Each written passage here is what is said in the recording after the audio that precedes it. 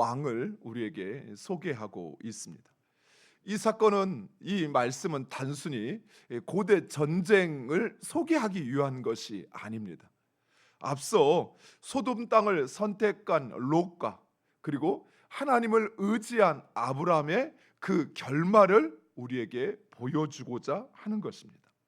먼저 동방 왕들과 남방 왕들 간의 대치를 소개하고 있습니다.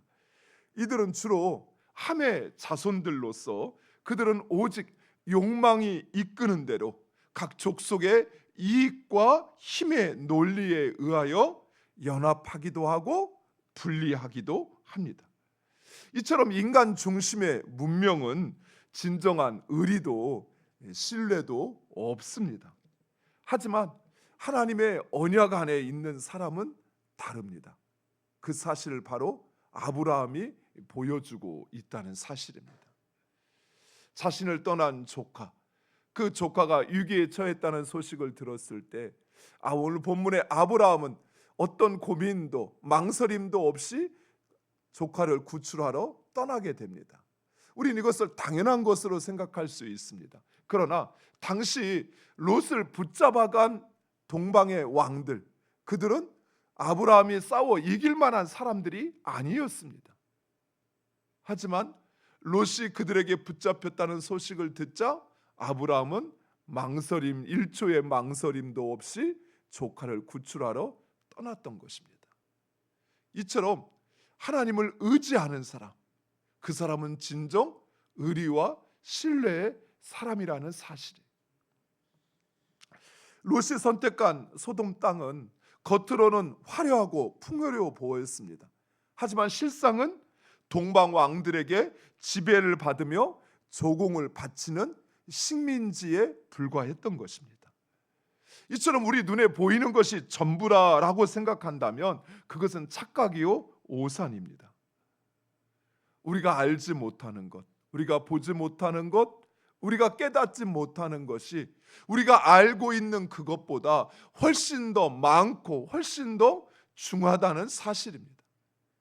따라서 우리는 우리의 한계를 겸손히 인정하고 그 모든 것을 보시고 판단하시는 하나님, 그 하나님을 의지하는 것이 진정한 지혜라는 사실이에요. 내 지식과 내 경험이 전부인 것처럼 그렇게 생각되지만 결코 우리의 인생이라는 것이 그렇지 않습니다. 우리가 보는 것은 그냥 우리가 보는 이 시선 하나만으로 제한되어 있습니다. 다 본다고 해도 내가 볼 수 있는 건 기껏 180도 앞에죠. 이 뒤에는 보지 못하죠. 더욱이 우리는 눈에 보이는 것만 보지 그 뒤에 숨겨진 그 의도와 중심은 보질 못한다는 사실이에요. 그런데 내 자신의 보는 것과 내 자신의 경험만을 의지한다면 이 얼마나 어리석습니까?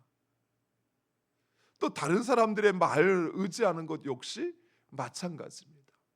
그가 전문가라 할지라도 그는 그 분야에서만 전문가일 뿐이지 그가 보지 못하는 수많은 영역을 그가 어찌 알고 판단할 수 있겠습니까?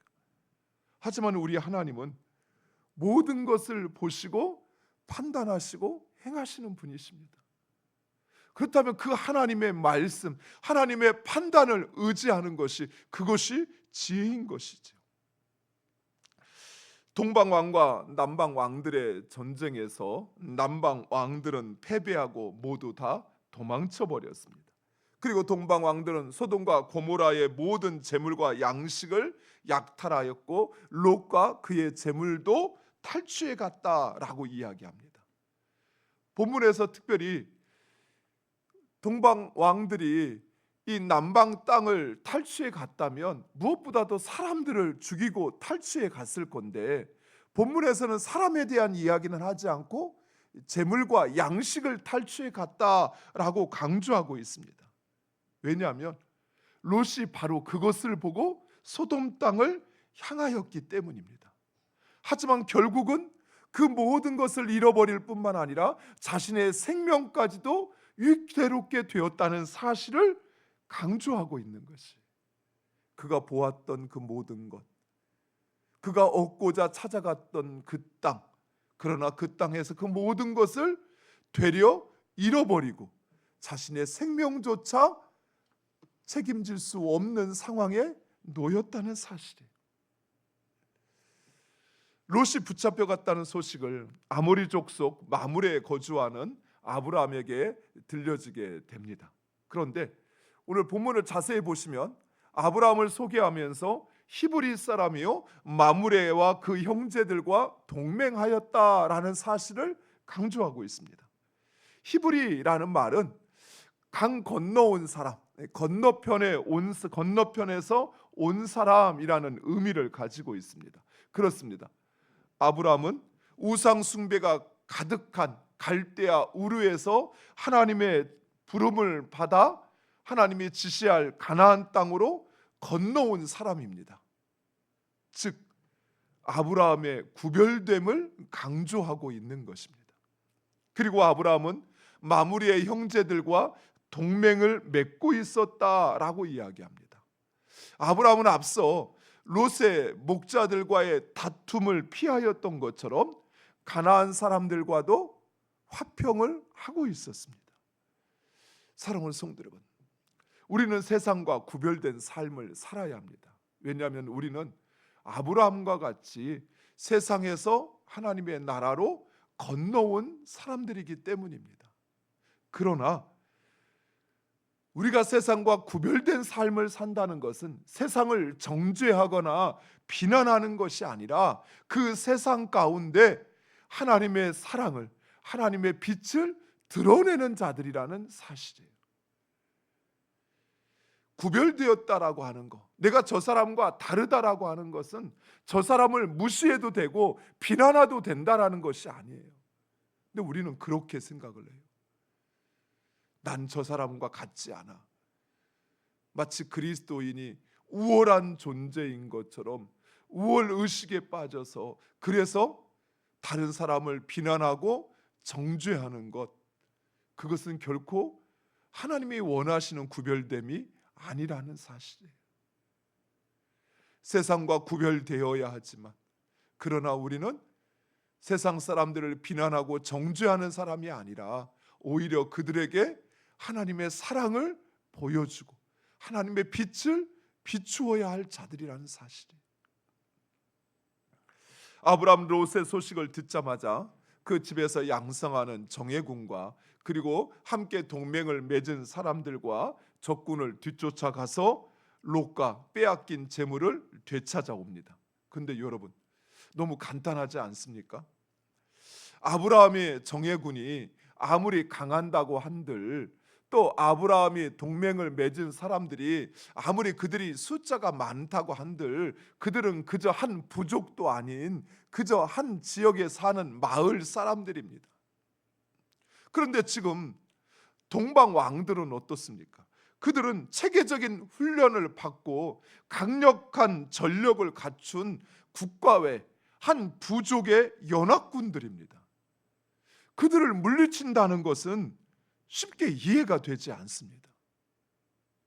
아브라함이 부족을 이룬 것도 아닙니다. 아직 아들조차 없고 그저 종들 몇과 함께 사는 그런 한 사람일 뿐입니다. 거기다 대고 그는 이방인이었습니다.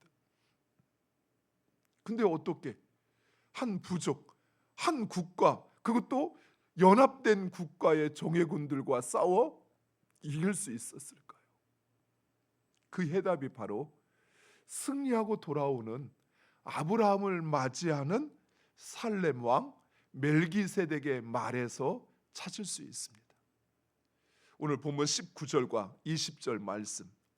그가 아브라함에게 축복하여 이르되 천지의 주제이시오 지극히 높으신 하나님이여 아브라함에게 복을 주옵소서. 너희 대적을 네 손에 붙이실 지극히 높으신 하나님을 찬송할지로다. 아멘. 그렇습니다. 아브라함과 정예군이 이긴 것이 아니었습니다. 하나님께서 동방 왕들과 그 군사들을 아브라함의 손에 붙이시어 이기게 하신 것입니다. 사랑하는 성도 여러분, 내가 가진 것만으로 세상과 더불어 싸우려고 하면 우리는 결코 세상을 이길 수 없습니다. 이걸 좀 더 쉽게 표현하면 이렇습니다. 내가 가지고 있는 선한 마음, 하나님의 뜻대로 살고자 하는 내 의지, 이것만 가지고 세상을 더불어 세상 속에서 내가 그 빛을 발하려고 하면 우리는 패배할 수밖에 없다는 사실이에요. 우리의 힘으로는, 우리의 의지로는 결코 세상을 이길 수 없습니다. 그러나 전쟁의 성패를 좌우하시는 하나님, 그 하나님을 의지하면 우리는 반드시 승리하게 된다는 것입니다. 싸움의 기준이 내가 될 때, 내가 얼마나 많은 것을 가졌느냐, 내가 얼마나 힘을 가졌느냐라고 하는 내 기준이 될 때 우리는 패배하지만, 그러나 하나님이 되실 때는 우리는 승리합니다. 반드시 승리합니다. 여호수아가 가나안을 정복할 때도 여호수아는 그 자신이 전쟁터에 나가는 그 이스라엘 민족을 군사로 여긴 것이 아니에요. 그들은 정예 군사가 아니었습니다. 노예로 살던 사람들이었습니다. 싸워본 적 없는 사람들이었어요. 그런 사람들과 전쟁에 나가서 이길 수 있다고 생각했다면 그것은 그 사람이 너무나도 어리석은 것이지. 여호수아는 자신과 함께한 군사가 아니라 하나님을 의지했어요. 싸움의 주인 되시는, 싸움의 승패를 좌우하시는 하나님, 그 하나님을 의지하고 나아갔던 것입니다. 다윗 역시 마찬가지. 그래서 다윗은 항상 싸울 때마다 하나님을 찾았어요. 하나님, 내가 나갈까요? 그래, 나가. 그러면 어떻게 나갈까요? 이렇게 나가. 예, 그렇게 하나님의 말씀에 순종하여 싸웠던 것이에요. 근데 우리는 어떻습니까? 전쟁이 먼저 찾아오면 내가 싸워 이길 수 있는가라는 것부터 살피죠. 그리고 내 힘으로 안 될 것 같으면 내 주변에 나를 도울 수 있는 사람이 누가 있는가? 변호사가 누가 있는가? 경찰이 누가 있는가? 힘 있는 사람 누가 있는가? 돈 있는 사람 누가 있는가? 우리는 이렇게 자신과 세상을 바라봅니다. 그러니 그 싸움에서 질 수밖에요. 그들은 우리보다 더 많은 사람들을 가졌는데요. 그들은 우리와 상관없이 그들은 불법을 동원해서라도 자신의 목적을 완성하는 자들인데요. 그런데 그들과 같이 그들의 방식으로 싸운다고요? 당연히 질 수밖에 없죠. 사랑하는 성도 여러분, 그래서 다윗은 하나님을 의지했던 것이에요. 여호사밧도 마찬가지입니다. 연합군이 유다를 쳐들어왔을 때 그는 하나님 앞에 엎드려서 하나님의 도우심을 구했어요. 그리고 그 하나님의 말씀을 힘입어서 전쟁에 싸우러 나가는데 그는 군사를 앞세운 게 아니라 찬양대를 앞세워 싸우러 나갑니다. 왜요? 그 전쟁의 성패가 하나님에게 있고 이미 하나님께서 그로 승리하게 하신다는 사실을 믿었기 때문에 싸워볼 필요가 없는 전쟁이었던 것이죠. 사랑하는 성도 여러분, 2026년 여러분 모두가 승리하는 한 해가 되기를 간절히 축원드립니다. 그러기 위해서는 싸움의 주도권을 하나님께 맡기셔야 돼요. 내가 싸우려고 해서는 안 돼요. 내 힘으로, 내가 어거지로, 내가 강하게 밀어붙이면 될 거라고 생각하는 세상의 방식을 버리셔야 돼요. 하나님을 의지하시기 바랍니다. 그분의 승리가 우리의 승리가 된다는 사실이에요. 그리고 하나님은 결코 그 어떤 전쟁에서 패배하지 않으십니다. 사랑하는 성도 여러분, 하나님을 찾고 의지함으로 2026년 승리하는 우리 모두가 되기를 간절히 축원드립니다. 기도하겠습니다. 아버지 하나님 감사합니다. 아브라함의 전